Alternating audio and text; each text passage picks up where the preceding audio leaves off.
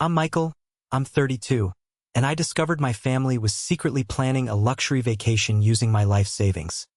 A vacation I was explicitly and cruelly not invited to. Before I tell you how a single, 7-word phrase I typed on a banking app brought their entire world of deceit crashing down, do me a favor and let me know where you're watching from in the comments below. It's always good to know you're out there listening. It all came to a head on what should have been a perfect Sunday afternoon. The sky was a brilliant, cloudless blue, and the smell of my dad's charcoal grill, a smell I used to associate with happiness, hung thick in the air.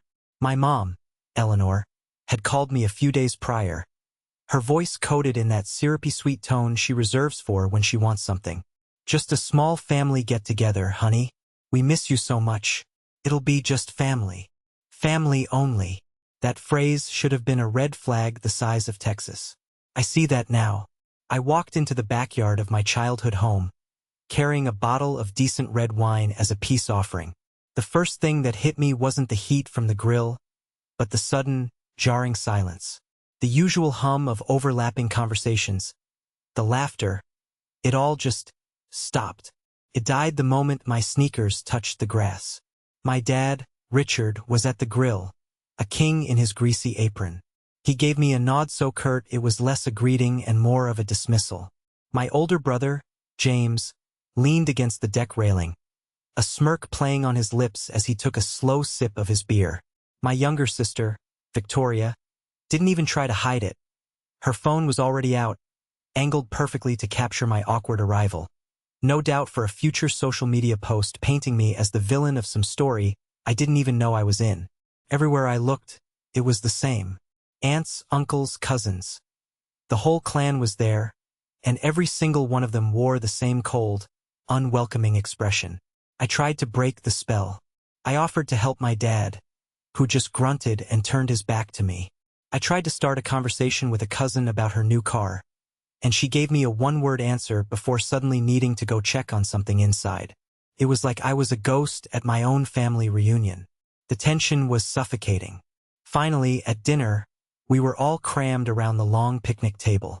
I made one last, desperate attempt to feel like I belonged. I raised my glass of iced tea.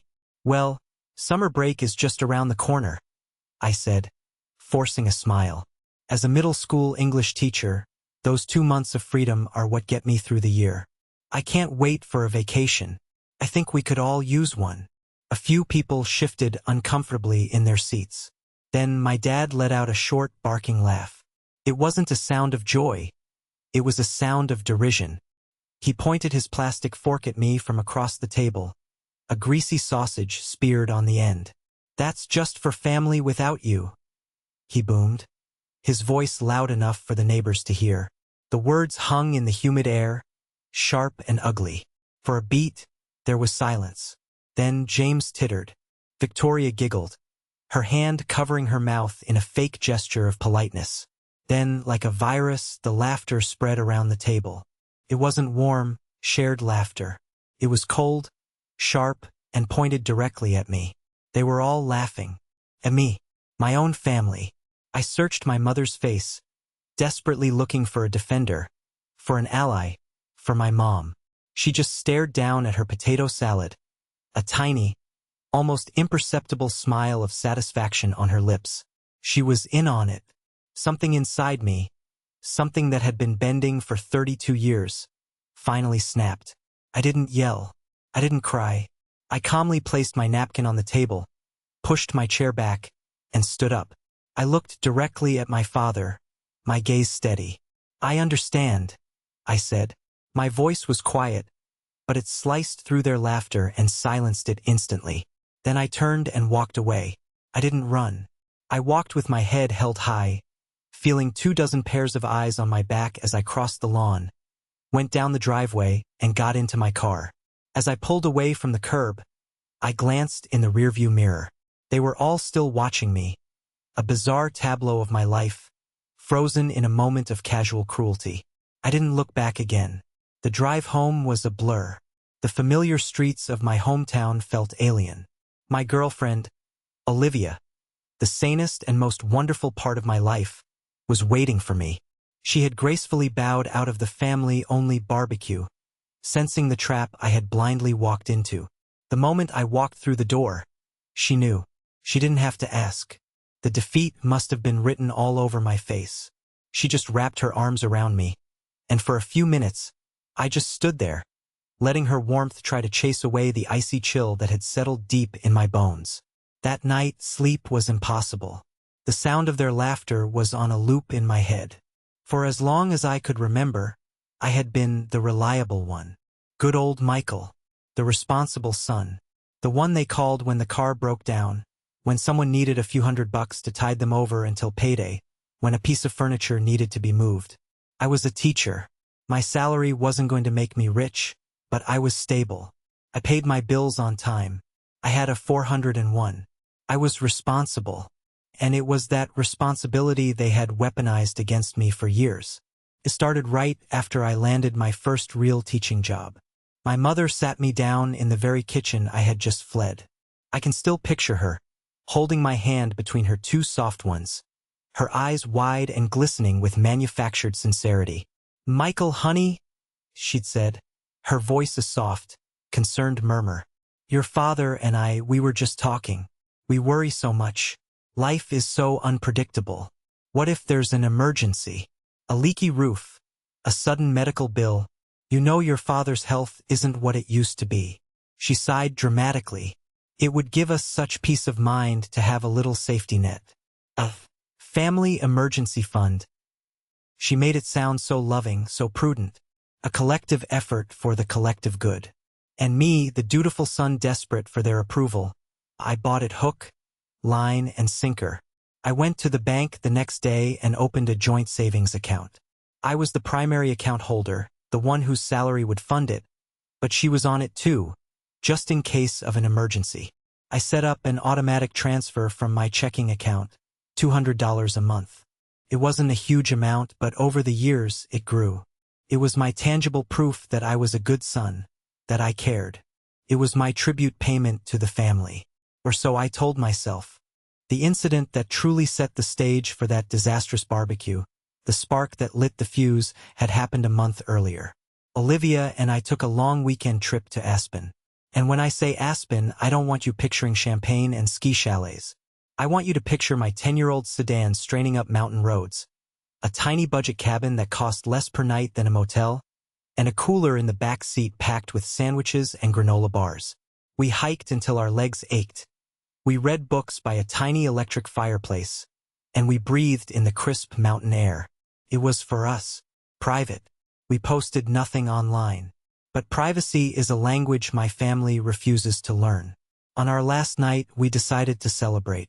We went to a local brewery and treated ourselves to one craft beer each. And that's where my cousin, Nathan, saw us. He was there on a corporate retreat, all expenses paid. He bounded over, all smiles, insisted on a photo, and before we had even paid our tab, he had posted it in the extended family group chat. The caption was innocent enough. "Look who I found living it up in Aspen." My phone began to melt down before we even got back to the cabin. It was an instant, coordinated barrage of passive aggression and outright accusation. Victoria was first, of course. A text to me, followed by a dramatic Instagram story. "Must be nice to forget about your family and go on fancy vacations. Some of us are holding down the fort back home." James was more direct. "Wow. Big shot teacher now, huh? Hope your girlfriend's money was worth it. Some of us have to work for a living." Then came the guilt bomb from my mother, Eleanor. "Michael, my heart is just broken. We haven't had a real family vacation in years. And you're in Aspen? Without even telling us? I just don't understand what we did to be treated this way." I remember showing the text to Olivia. She just shook her head. "Do you see it, Michael?" she asked gently. "They don't see it as your vacation. They see it as a vacation you took that they were entitled to." She was right. The proof came the next day on the long drive home. A call from my father, Richard. There was no pretense of hurt feelings in his voice. It was the cold, hard tone of a debt collector. "Aspen?" he barked, no hello. "Do you have any idea how much a trip like that costs? We sacrificed everything for your college education. for your future. Don't you think you owe us? Don't you think your mother deserves a nice trip after all she's done for you? Dad, it wasn't a fancy trip. I tried to explain, my voice weak. It was a budget cabin, we split everything. He cut me off. I don't want to hear excuses. A son has obligations. Don't forget that. He hung up. That conversation was a crack in the foundation of my denial. The barbecue was the earthquake that brought the whole rotten structure crashing down. And so, 5 days after I walked away from that barbecue, my world still tilted on its axis. I was sitting on my couch, trying to grade papers, when my phone buzzed with an alert from my bank. It wasn't a text. It was a formal, red-letter notification. Suspicious activity detected. My heart started a frantic, heavy rhythm against my ribs. I opened the app, and there it was, staring at me in digital black and white. Attempted withdrawal, $7,000.00 from joint savings account. Status, denied insufficient funds, $7,000. The number was so absurd, so brazen, it didn't even seem real at first. My blood ran cold, then hot. It was Eleanor. It had to be. The family emergency fund never had that much in it. I knew for a fact the balance was around $4,000. This was a blatant, desperate, all-in-cash grab. The vacation, the one I wasn't invited to, this was their funding plan. My first impulse was pure, white-hot rage. But then something else took over. A strange, cold clarity. A focus I hadn't felt before. With trembling fingers, I scrolled down the transaction history, past my regular monthly deposits. I wasn't just looking anymore. I was investigating. And then I saw them. A slow, steady bleeding I had chosen to ignore. 3 months ago, withdrawal $450. I remembered that. I'd seen the notification and called her. Oh, the car needed new brakes. Honey, she'd said, her voice laced with panic. An absolute emergency. We were so scared to drive it. I had let it go. 5 months ago, withdrawal $300. The water heater went out, Michael. We were freezing. Your father's arthritis, you know. I had felt guilty for even questioning it. 8 months ago, withdrawal $500. A dental emergency for my dad. A crown. And on it went. A dozen small cuts, each with a plausible, heartstring-pulling excuse. Each one on its own had seemed reasonable. An annoyance, but reasonable. But seeing them listed one after the other, a systematic pattern of deception, it painted a horrifying picture. Over the last year alone, it totaled nearly $3,000. $3,000 siphoned out of my account under the guise of family crises. It was never a safety net. It was her personal slush fund. My slush fund. The rage returned, but this time it was different. It wasn't hot and blinding. It was a blade of ice. It was the kind of anger that clarifies everything, that burns away decades of fog, of guilt, of obligation. My fingers moved with a new, strange precision on the screen. I navigated to the account management page. First, I found the option to freeze the debit card associated with the account. I clicked it. A small pop-up asked for confirmation. Are you sure you want to disable this card? I pressed confirm, so hard the screen flexed. Second, I found the authorized users tab. My mother's name was there, next to mine. I hit the small X next to her name. This action is permanent and will require a new application to reverse. Good. I confirmed it. Finally, I went to the account details. There was an option to give the account a nickname. For years, it had simply been titled Savings. I deleted the word. My thumbs flew across the keyboard, typing out a new name. A name that was a statement, a declaration of independence. Pay without me. I hit save. A grim, dark satisfaction washed over me. It was a small, digital act of rebellion, a quiet line drawn in the sand. But it felt like the first real decision I had made for myself in my entire adult life. I put my phone down on the coffee table. For a moment, there was a beautiful, profound silence. Then it lit up. A text from my mother. Then another. Then a call that I ignored. Then a text from my dad. A call from James that I swiped away. A notification that Victoria had mentioned me in her Instagram story. My phone began to vibrate uncontrollably on the glass tabletop. A frantic, angry buzzing that filled the quiet apartment. It was the sound of a hornet's nest I had just kicked over. And for the first time in my life, I wasn't afraid. I just watched it buzz. The storm had arrived, and I was finally ready for it. The digital onslaught was a spectacle of desperation. I let my phone buzz itself into a frenzy on the coffee table, a physical manifestation of the chaos I had unleashed. It was almost hypnotic. After about 10 minutes of non-stop vibrating, a strange calm settled over me. I picked it up. My screen was a solid wall of notifications, a testament to their shock and fury. My mother, Eleanor, led the charge with a multi-pronged attack of guilt and feigned panic. "Michael, what have you done? I can't access the emergency fund. There's a serious problem with the plumbing. The whole basement is flooding." A blatant lie. I knew my dad had replaced the entire plumbing system just 2 years ago. Then, 5 minutes later, "Why aren't you answering your phone? This isn't funny, Michael. Your father is very upset." And finally, the emotional knockout punch she'd been perfecting my whole life. "I just don't know what I've done to deserve such a cruel and ungrateful son. My heart is broken." My father, Richard, had never been one for subtlety. His texts were commands, not requests. "Call me, now. Unfreeze that account immediately. This is not your decision to make. That is family money. You're playing a very dangerous game. Boy, you will regret this." James, my golden boy brother whose failures were always cushioned by my parents, went for a mix of mockery and secondhand threats. "Wow. Big man blocking mommy's card.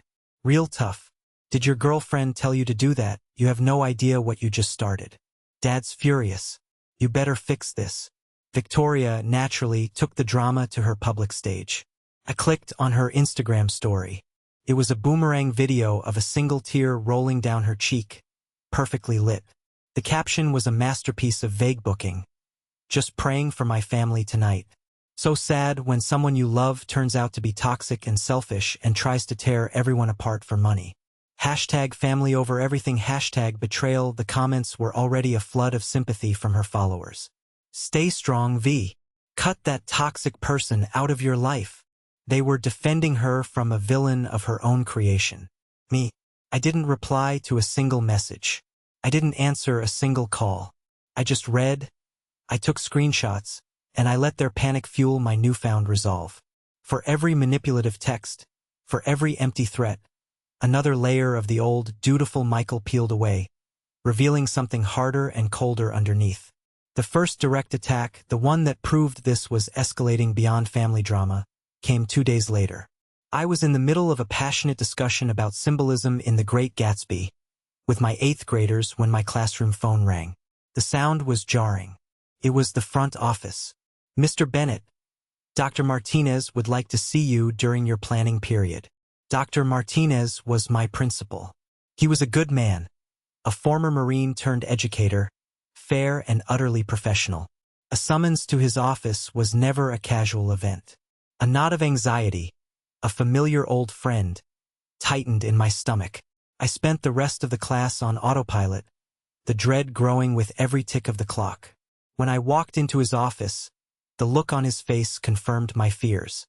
He looked grave. He gestured for me to sit down.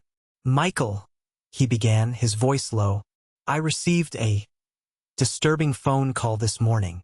My heart sank. "Oh." It was from a man identifying himself as your brother, James Bennett.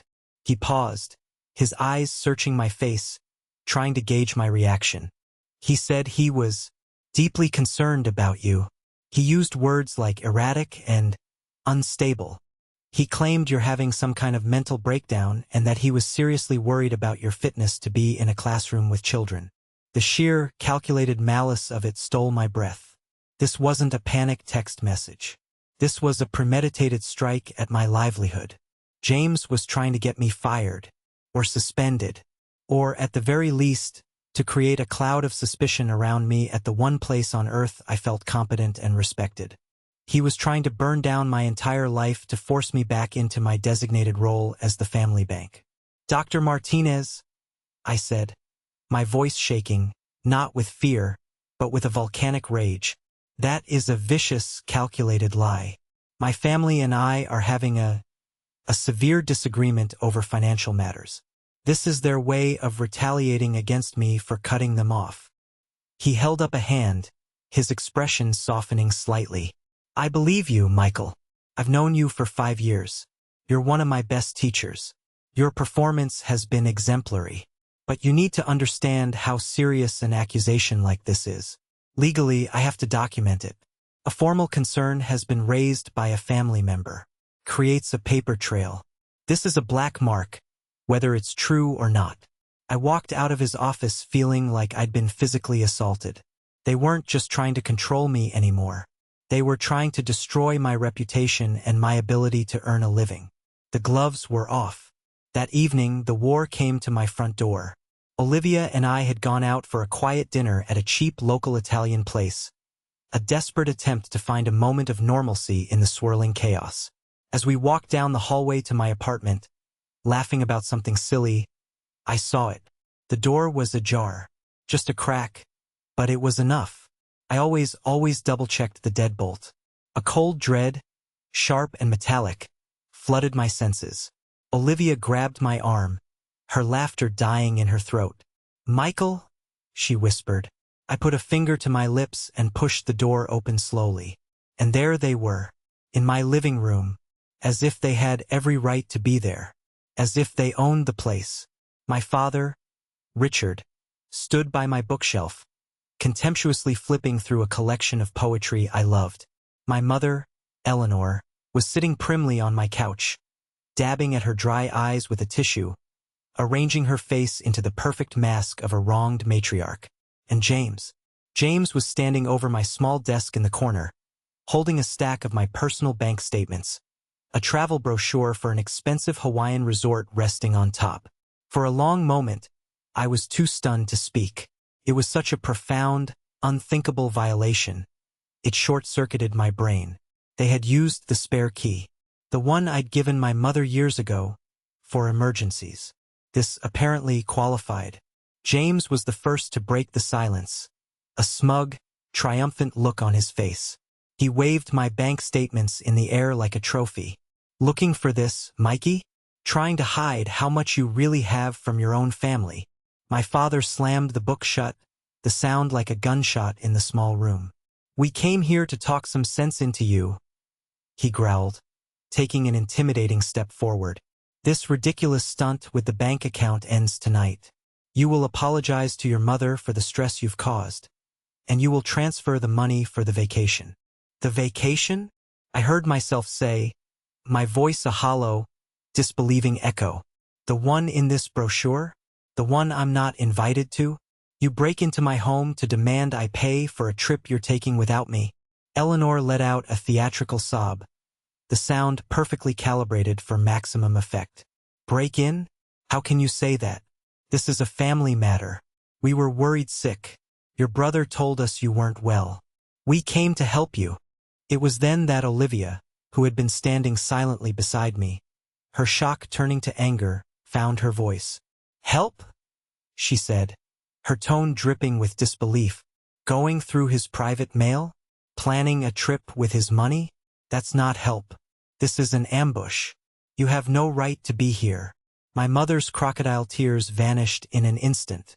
Her head snapped up, and her eyes, which a moment ago had been brimming with fake sorrow, now narrowed into venomous slits. You, she spat at Olivia, her voice dripping with venom. This is all you're doing. He was never like this before you came along. You've poisoned him against his own family. You're probably just after his money yourself. That was it. The accusation against Olivia, the one person who had been my unwavering rock, was the final straw. The dam of 32 years of repressed anger didn't just break. It exploded. Get out, I said. Started as a low growl, a vibration in my chest. My father took another step toward me, puffing out his chest in his classic intimidation pose. You don't talk to your mother that way. "We are not leaving until—" I said, "Get out." I roared. The sound was primal, ripped from a part of me I didn't even know existed.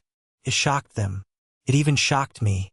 It echoed off the walls of my small apartment, raw and full of a power they had never heard from me before. "Get out of my apartment now, or I swear to God I will call the police and have every single one of you removed for trespassing." For the first time in my entire life, I saw a flicker of genuine fear in my father's eyes. Not respect. Fear. The threat of public humiliation, of flashing lights and neighbors watching, of actual legal consequences. That was the only language he understood.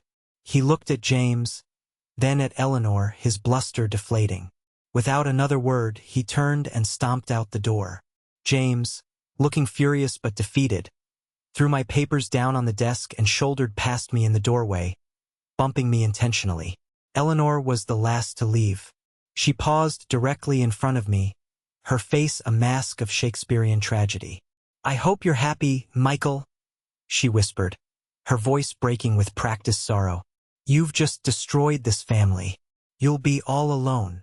Then she was gone. I slammed the door shut, the sound cathartic, and threw the deadbolt. My hands were shaking uncontrollably. My heart was hammering against my ribs like a trapped bird. Olivia rushed to my side, her arms wrapping around me. I leaned against the solid wood of the door, the only thing separating me from them, and just breathed. The apartment felt tainted, violated. This was no longer about money or a vacation. This was about my home, my safety, my sanity. That night, after we had called a 24-hour locksmith and had the locks changed, I lay in bed, staring at the ceiling. The old Michael would have been devastated, racked with guilt, probably already drafting an apology text. But the new Michael, the one being forged in the fire of their attacks, felt something else entirely. He felt the urgent, burning need for a better plan. A real plan. Because I knew with absolute certainty that this was far from over. And I knew with equal certainty that I couldn't fight them alone anymore. The next morning, the first thing I did was call that locksmith. Watching him expertly drill out the old lock, the one my mother had a key to, was one of the most deeply satisfying experiences of my life. It was a physical act of reclaiming my space. I paid him in cash and took all 3 of the new high-security keys. One for me, one for Olivia, and one to be hidden away in a place only I knew. No one was ever getting a key to my home, my sanctuary, again. The second thing I did was buy a security camera. I got a small, discreet one that looked like a smoke detector and installed it in the hallway ceiling, aimed directly at my front door. It felt extreme, like something out of a spy movie. A year ago, I would have thought it was a paranoid overreaction. But after having my home invaded by my own family, extreme felt prudent. It felt necessary. But new locks and cameras were just defensive measures. They were walls. I needed a sword. I was out of my depth, fighting a 3-front war against people who knew my every weakness because they were the ones who had installed them over a lifetime of conditioning. That evening, while Olivia was making pasta, the comforting smell of garlic filling our violated apartment, I was scrolling aimlessly through my phone's contacts, feeling a profound and terrifying sense of isolation. Who could I possibly turn to? Every family member was either an active enemy or a complicit bystander. That's when my thumb stopped on a name I hadn't looked at in years. Aunt Margaret. Margaret was my father's younger sister, the official black sheep of the Bennett family. She'd had a spectacular falling out with my parents about 15 years ago, and had been effectively excommunicated. The story I'd always been told, the one repeated at every holiday gathering she wasn't invited to, was that Margaret was selfish, unstable, and dramatic. The crux of the story was that she had tried to steal my grandmother's inheritance after the funeral. I was a teenager at the time and just accepted the family narrative. I hadn't spoken to her in over a decade. But now, their accusations against her sounded eerily, chillingly familiar. Selfish, unstable, only cares about money. It was the exact same script they were now using on me. With a deep breath that did little to calm my racing heart, I pressed the call button. It rang 4 times, and just as I was about to lose my nerve and hang up, a woman's voice, raspy and cautious, answered. "Hello, Aunt Margaret," I said, my own voice unsteady. It's Michael, Richard's son." There was a long, charged silence on the other end of the line. I could hear the faint sound of a TV news report in the background. "Well, I'll be damned," she finally said. Her voice wasn't warm, but it wasn't hostile either. It was pure, unadulterated surprise. "To what do I owe the honor after 15 years of radio silence?" I need help," I stammered, feeling like a fool. "I'm in trouble. With my family. With my dad and Eleanor." I never called my mother Eleanor, but saying it to Margaret felt right. Felt accurate. Another pause, shorter this time. "Let me guess," she said, her voice turning wry and sharp. "It's about money. The dam broke." The words came tumbling out of me in a torrent of frustration and fear. I told her everything. The Aspen trip and the fallout. The barbecue and the public humiliation. The $7,000 withdrawal attempt. The history of the emergency fund. The slanderous call to my principal. The home invasion. I talked for 10 minutes straight without interruption, pacing back and forth in my small living room. When I finally finished, breathless and emotionally drained, the line was quiet for a moment. "Oh, honey," Margaret said, and for the first time, I heard a genuine warmth in her voice. It was a weary, knowing warmth, the sound of a fellow veteran from the same war. "You didn't think you were the first, did you? That playbook they're using on you? It's a classic. They ran the exact same plays on me during the whole mess with my mother's funeral and estate.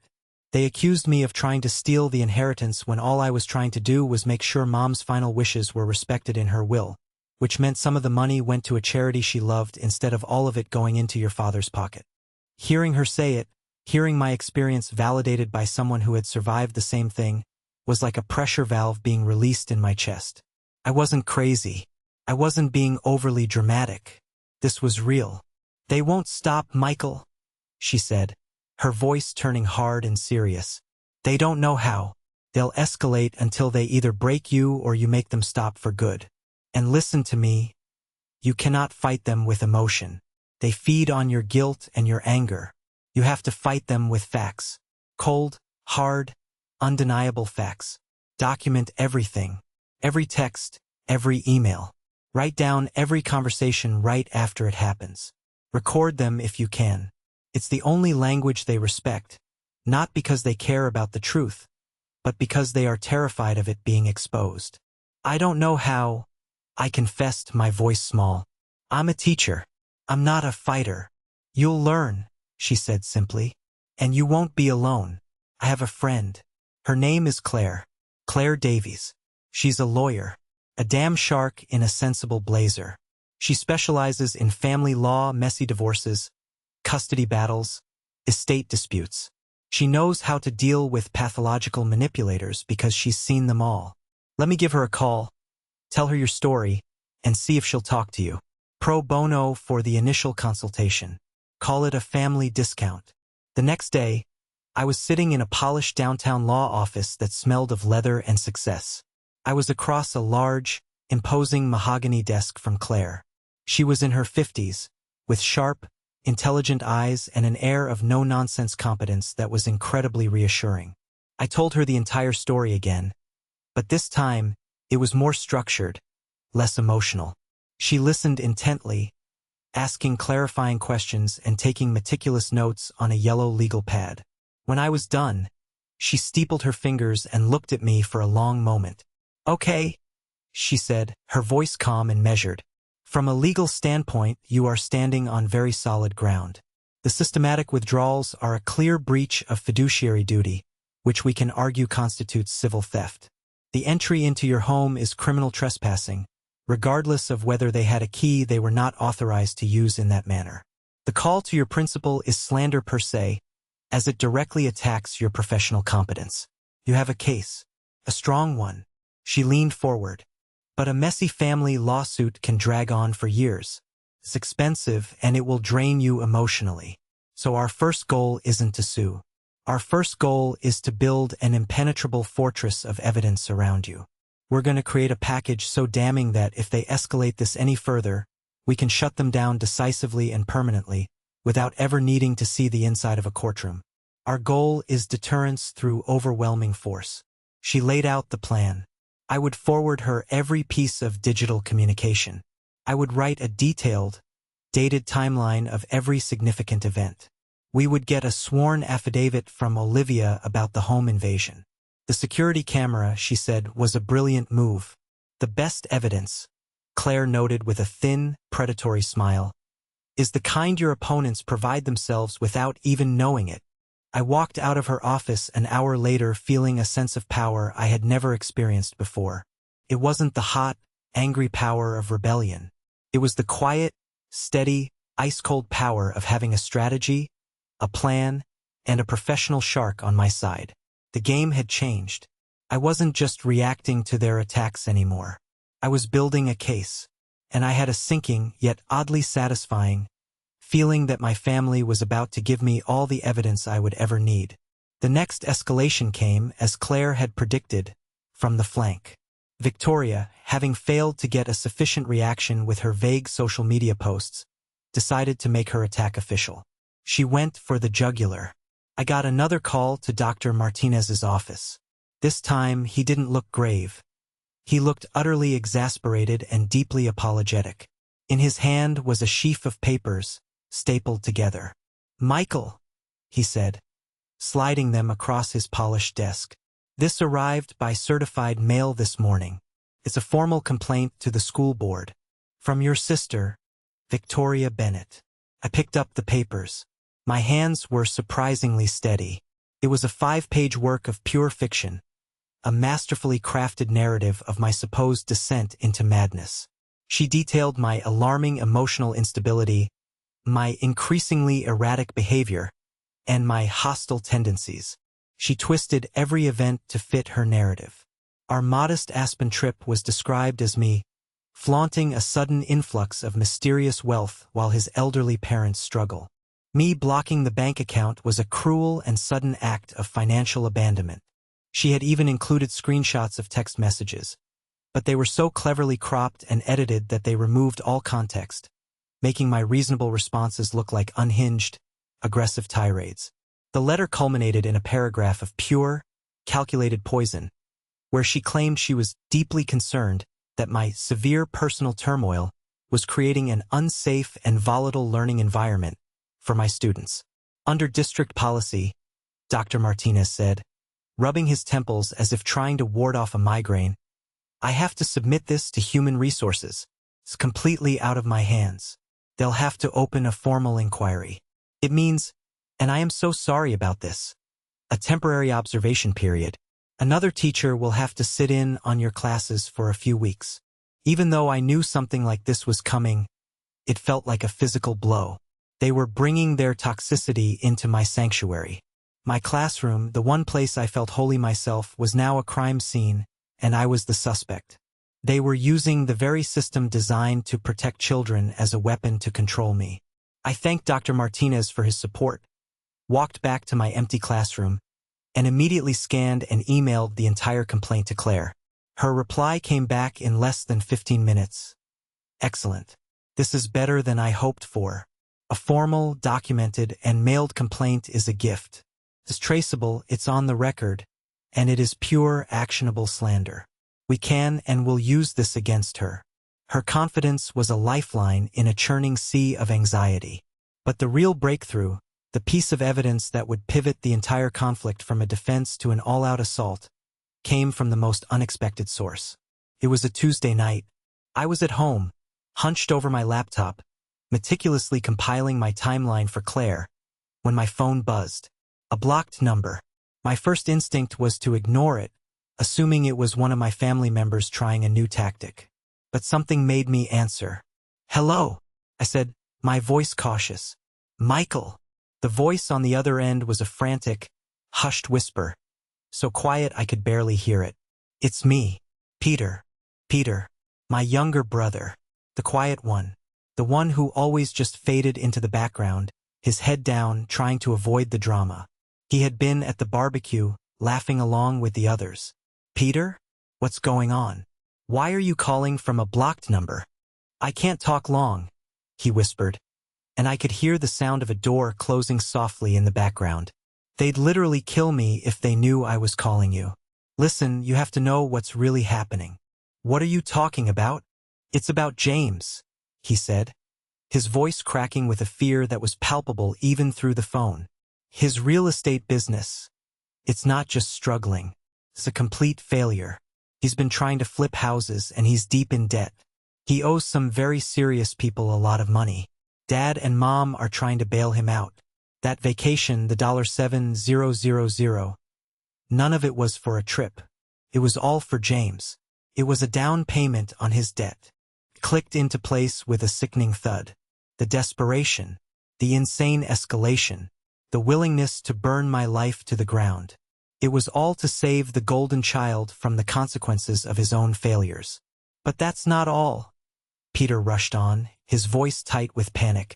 Now that you've cut them off, they're coming after me. They sat me down last night. They want me to co-sign a massive business loan for James. $50,000. They're using you as the cautionary tale. They said if I don't help my brother, I'll be just as selfish and ungrateful as Michael, and I'll be cut off on my own. They're trying to trap me, Michael. They want me to take on his debt. I can't be the next you. I just can't. I felt a surge of pity for him, for the terrified kid on the other end of the line. But I also saw the opening Claire had told me to look for. Peter, I said, my voice low and steady, trying to project a calm I didn't feel. I believe you, but I can't help you if I don't have proof. I need to know what they're saying when I'm not around, what they're planning. There was a long pause, and I could hear his ragged, shallow breathing. I can do that, he said finally. I'm still in the family group chat, the one they made after they kicked you out. They talk about everything in there. They think it's a secure bunker. 2 hours later, my email inbox pinged. The message was from a new, anonymous email address with no subject. Contained over 30 attachments. Screenshots. It was a goldmine of malice. A documented, dated timeline of their conspiracy, all in their own words. Messages from my mother to my father. We need to present a united front. Michael only responds to pressure. He needs to feel completely isolated so he comes back to us for forgiveness. Messages from my father to his children. James, you handle his boss. Victoria, you handle the public story. We hit him from all sides until he cracks. Messages between Victoria and James, planning the complaint to the school. Make sure you use the word unsafe. That's the trigger word for schools. Say you're worried for the kids. They can't ignore that. And the smoking gun. The kill shot, as Claire would call it. A message from James to my parents from just last night. Peter is getting nervous about the loan. We need to have another family meeting and really put the pressure on. We need to remind him what happens to family members who don't cooperate. Show him Michael's situation. It was all there. Their entire plan. Their motivations. Their coordinated, premeditated malice. It was the last piece of the puzzle I needed. The next day, I sat with Claire in her office. The evidence was laid out on the gleaming mahogany table between us like a battle plan. My detailed timeline, Olivia's sworn affidavit, the invoice from the locksmith, the crystal-clear video footage from my security camera showing them illegally entering my apartment, Victoria's fraudulent and slanderous complaint, and now the crown jewels, Peter's screenshots. Claire looked at the collection, a slow, deeply satisfied smile spreading across her face. She picked up a printout of one of Peter's screenshots and tapped it with her finger. This, she said, her voice soft but triumphant, is what we call checkmate. It's over, Michael. They just don't know it yet. So we sue? I asked, my voice tense with anticipation. No, she said, her eyes gleaming with tactical brilliance. We do something much better. A lawsuit is a public fight. We want a private execution. We don't want to give them a stage to play the victim. We're not going to confront them directly. We're going to confront everyone else. Her plan was simple, elegant, and utterly devastating. We spent the afternoon compiling everything into a single, comprehensive digital package. A master PDF file containing a formal cover letter from her law office, my timeline, the financial records, the video file of the home invasion, and high-resolution images of every single screenshot Peter had sent. The file was titled, "The Bennett Family Matter, a Factual Record." Claire then drafted a short, professional email. The subject line was chillingly neutral. "Regarding the Bennett family and Michael Bennett, for your information." The body of the email was just 2 sentences. Before accepting any single narrative in a family dispute, it is always prudent to review the full factual record. Please find a comprehensive evidence file attached for your consideration. Regards, Claire Davies, ESQ. Then we compiled the recipient list. It wasn't just my parents and siblings. It was every aunt, uncle, and cousin in the family address book. The same people who had sat at that picnic table, laughing at my public humiliation. My hand hovered over the send button. This was it. The point of no return. I looked at Claire. She simply gave me a firm, encouraging nod. I clicked it, and then we waited for the truth to explode. The silence after I hit send was the loudest thing I'd ever heard. For about 20 minutes, my apartment was utterly still. The only sound was the frantic thumping of my own heart. I started to second-guess everything. Maybe they would just ignore it. Maybe they would double down, brand the evidence as fakes, and paint me as even more manipulative. Then the first ripple appeared. A text message from my cousin Sarah, the one who had avoided my eyes at the barbecue. "Michael, I just read the email. Oh my God, there are no words. I am so sorry for how we treated you. I feel sick to my stomach. I am ashamed." Then another from my Uncle David, my dad's brother who had always just gone along with him. "I just got off the phone with Margaret. And I saw your email. I had no idea. What your father and Eleanor have been doing is inexcusable. I'm done making excuses for him." Peter texted me a single screenshot from the secure bunker group chat.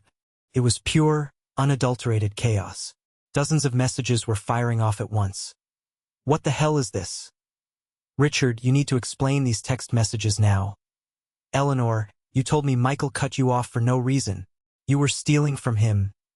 James, is it true about your business? You were going to use Peter?" The United Front hadn't just shattered. It had been vaporized. Their web of lies, so carefully constructed over years, was unraveling in real time for everyone to see.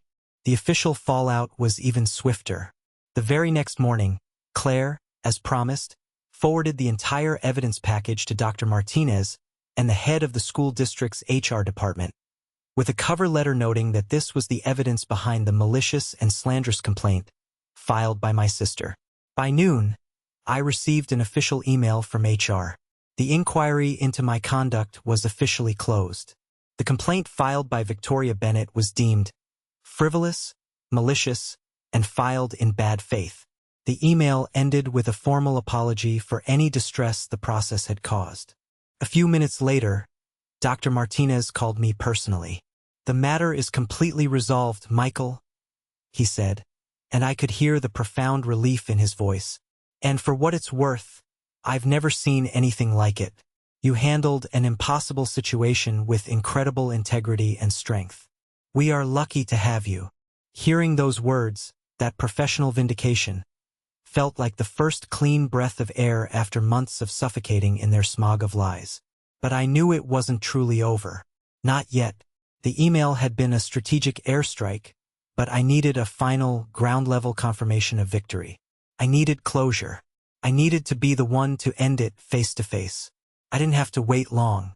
That evening, there was a frantic, furious pounding on my apartment door. It wasn't a knock. It was a hammering, filled with the impotent rage of cornered animals. I glanced at the live feed from my security camera on my phone.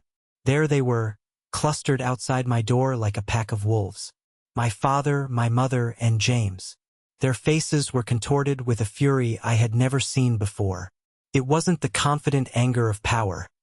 It was the ugly rage of exposure. Olivia looked at me, her eyes wide with concern. "You don't have to answer that," she said, her voice a low whisper. "You don't owe them anything." "I know," I told her, my voice surprisingly calm and steady. "But this needs to happen. For me." I walked to the door, took one last deep breath, and opened it. The sight of my calm, composed face seemed to enrage my father even more. "What have you done?" he roared, his finger jabbing at the air just inches from my chest. "You aired our private family business to everyone. You tried to ruin us." "Your private business?" I replied, my voice level and cold. I didn't back away an inch. "Let's be specific. You mean the thousands of dollars you systematically stole from me? The slanderous lies you told my boss to try and get me fired? The coordinated conspiracy to trap your other son in your golden boy's debt? Which part of that criminal enterprise was I supposed to keep private?" James pushed forward, his face flushed and blotchy. "You little snake. You turned Peter against us. He told us everything. How you manipulated him." I almost laughed. The projection was breathtaking. Manipulated him? Or did he finally realize that he was the next person you were going to feed to the wolves after you were done with me? You were going to ruin his financial future to save your failing business, James. That's not family. That's parasitism. My mother, Eleanor, seeing her usual tactics failing, resorted to her final, most potent weapon, her tears. "Michael, how could you do this to us?" she wailed, clutching her chest as if she were having a heart attack. "After everything we have done for you, I'm your mother." Those words, the words that had been the bars of my cage for my entire life, had lost their power. They were just sounds now. I looked at her, not with the anger she expected, but with a kind of weary, clinical pity. "You're my mother," I said quietly. "And you used that fact as a tool. You used it to bleed me dry financially, you used it to lie to me every single day, and you used it to try and destroy my life when I finally said no. That's not love, Mom. I don't know what you call it, but it's not love." I took a half step back, creating a clear threshold between my home and their chaos. "This conversation, and our relationship, is over," I stated, my voice leaving no room for negotiation. "You are no longer welcome in my life. You are not to contact me. You are not to contact Olivia. And you are not to contact Peter. You are not to come near my home or my place of work." My father's face turned a dangerous shade of purple. "You can't do that to us. We are your family." "No," I said, and my voice was as cold and hard as the new deadbolt on my door. "You're not. Not anymore." I looked each of them in the eye one by one. Richard, the bully. James, the failure. Eleanor, the manipulator. "A restraining order is being filed by my lawyer tomorrow morning. It will be legally binding. If I see any of you again, it will be in a courtroom. Goodbye." And I closed the door on their stunned, furious faces. I didn't slam it. I just closed it with a quiet, final click that echoed the end of an entire chapter of my life. I leaned against the door, the solid wood at my back, and this time I wasn't shaking. I was perfectly, wonderfully still. I was free. The storm had finally passed. The year that followed was one of quiet, deliberate reconstruction. It wasn't about celebrating a victory over my family. It was about the far more challenging work of learning to live in the peace I had fought so hard to secure. The silence from my parents, James and Victoria, was absolute and immediate. The restraining order, which Claire had filed successfully and which they did not contest, ensured that. I heard snippets of the fallout through the only family connection I had left, Aunt Margaret's much more reliable grapevine. The consequences for them within the extended family had been catastrophic. Lifelong relationships had been severed. My Uncle David, my dad's own brother, had apparently told him he wasn't welcome in his home anymore. My mother's sisters stopped speaking to her. They were socially isolated, left with only their two favorite, now toxic, children for company. I felt a strange, detached sadness about it, but no guilt. They had built their own prison. The first, most important act of my new life was moving. Olivia and I found a new apartment across town. It wasn't bigger or fancier, but it had better security, a small balcony, and most importantly, no painful memories attached to the front door. Unpacking our boxes in this new, sunlit space felt like a tangible new beginning. Our home was finally filled only with light, laughter, and the profound sense of safety I had craved for so long. At work, things changed in ways I never could have predicted. The ordeal, ironically, had strengthened my standing immeasurably. Dr. Martinez, seeing how I handled the pressure and the malicious attacks with professionalism and grace, became my biggest advocate. At the end of the school year, the head of the English department retired, and Dr. Martinez offered me the promotion. "You've shown more character and resilience in the last few months than some people show in a lifetime," he'd said when he offered me the position. "We need leaders like you here." The new role came with a significant salary increase, and for the first time my income felt entirely my own, a reward for my hard work, not a resource to be plundered. The most fragile and important reconstruction, however, was with my brother, Peter. He had taken a huge risk for me, a risk that had cost him his relationship with our parents. I made sure he knew, every single day, how grateful I was. With some of the money I had protected, the money that was supposed to fund a Hawaiian vacation I wasn't invited to, I helped him with the security deposit and first few months' rent on a small apartment in a nearby city.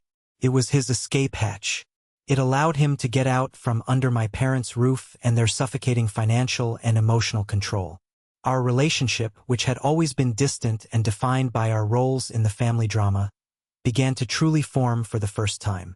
We started talking on the phone every week, not out of obligation, but because we wanted to. We met for lunch once a month. We talked about everything but our parents. We talked about his new freelance graphic design work, about my challenges as a new department head, about movies, about sports, about dating. We were building a new brotherhood from the ground up, one based on mutual respect, support, and a shared understanding of what we had survived. Aunt Margaret, my long-lost aunt, became a cherished fixture in our lives. She was the family I had been missing. She and Olivia bonded instantly, spending hours in our new kitchen, trying out new recipes and trading stories. She taught me by example what a healthy family dynamic looked like. It was one with boundaries, fierce honesty, and an unconditional love that didn't come with a hidden price tag or a list of obligations. There was no manipulation, only affection. One beautiful autumn evening, about a year after that final confrontation at my old apartment door, Olivia and I were walking through a park near our new place. The leaves were at their peak, a breathtaking tapestry of brilliant reds, oranges, and golds. The air was crisp and cool, felt peaceful, settled. I stopped under a large, ancient oak tree, its branches spreading out like welcoming arms. My heart was pounding in my chest, but for the first time in a long time, it was a feeling of joyous, terrifying excitement, not fear. I took her hand, felt so right in mine. "Liv," I started, my voice a little shaky. "This past year, it's been the hardest and the best year of my life. You were my rock. You were the one who kept me standing when I wanted to fall. You helped me find my voice, my strength." I looked into her beautiful, kind eyes. "I don't know what my future holds, but I know, with every fiber of my being, that I don't want to face it without you. I want every future I have to be with you." I fumbled in my pocket, my fingers closing around the small velvet box. I got down on one knee on the soft, leaf-strewn ground. Her hands flew to her mouth, her eyes widening in beautiful disbelief. I opened the box. "Olivia Chen, will you marry me?" Her yes was immediate, a joyous, tear-filled laugh that was the most beautiful sound I had ever heard. And as I slid the simple, elegant ring on her finger, I knew that our future wedding wouldn't be a big, stressful affair filled with resentful relatives and suffocating obligations. It would be small. It would be intimate. It would be perfect. It would be for us. The guest list would be short and sweet. Olivia and me, Margaret, Peter, and a handful of our closest friends who had stood by us. It would be a celebration of the family we had chosen, the family we had built together out of the wreckage of the one I was born into. I had spent so much of my life desperately trying to earn my place in a family that had never truly wanted me for who I was, only for what I could provide. Now, standing there in the golden light of that perfect autumn afternoon, holding the hand of the woman I loved, I realized I didn't have to earn belonging. With the right people, you just belong. It was such a simple truth, but it had taken me 32 years and a world of pain to finally understand it.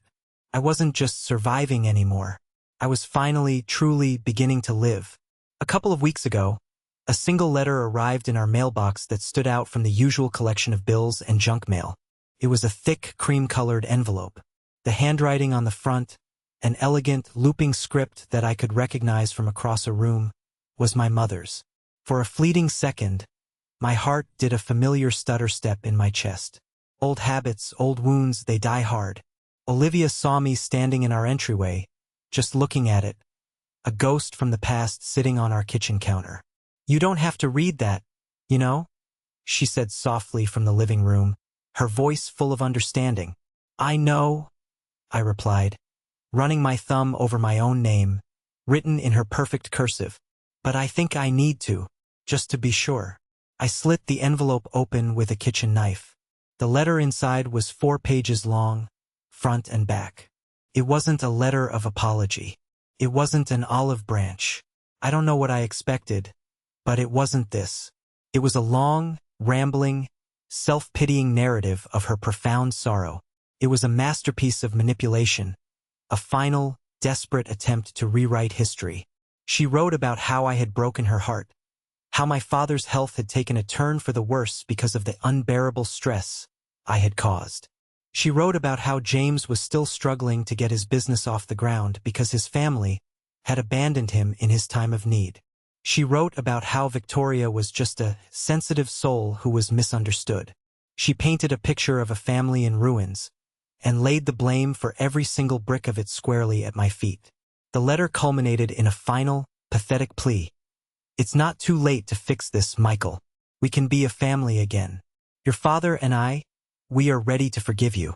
All you have to do is come home and apologize for the pain you've caused." A year ago, that letter would have gutted me. 2 years ago, it would have sent me into a spiral of guilt and self-loathing. It would have dredged up all the old programming, the sense of unending obligation, the deep-seated fear of being a bad son. But as I stood there in my sunlit kitchen, a place of peace that I had built, I read her words and felt nothing. A profound and liberating nothing. The power was gone. The words were just ink on paper, the desperate scribblings of a person who had lost control and still couldn't comprehend why. The letter wasn't a reflection of me or what I had done. It was a perfect, 4-page reflection of her. I didn't get angry. I didn't feel a flicker of sadness. I just folded the letter calmly, walked over to the small paper shredder we keep by the desk for junk mail, and fed it into the machine 1 page at a time. The whirring sound was quiet, mechanical, and final. It was the sound of the last ghost being exorcised from my house. I walked out onto our small balcony where Olivia was watering her collection of herbs. She looked at me, a question in her eyes. I just smiled and wrapped my arms around her from behind, resting my chin on her shoulder. We stood there for a long time, watching the city lights begin to twinkle in the deepening twilight. I had finally learned that you can't choose the family you're born into, but you absolutely have the right and the responsibility to yourself to choose who gets to be your family going forward. True family isn't about blood or obligation or shared history. It's about respect. It's about safety. And it's about a love that builds you up instead of slowly, methodically tearing you down. The door to my past was finally closed, not slammed in anger, but quietly shut with the peaceful, firm click of acceptance. And the view of the future, right here from this balcony, with this woman by my side, had never looked brighter. Thank you for listening to my story. I hope it resonated with you in some way. Have you ever had to make a difficult choice to protect your own peace? Share your story in the comments below, and don't forget to like and subscribe so you don't miss what's next.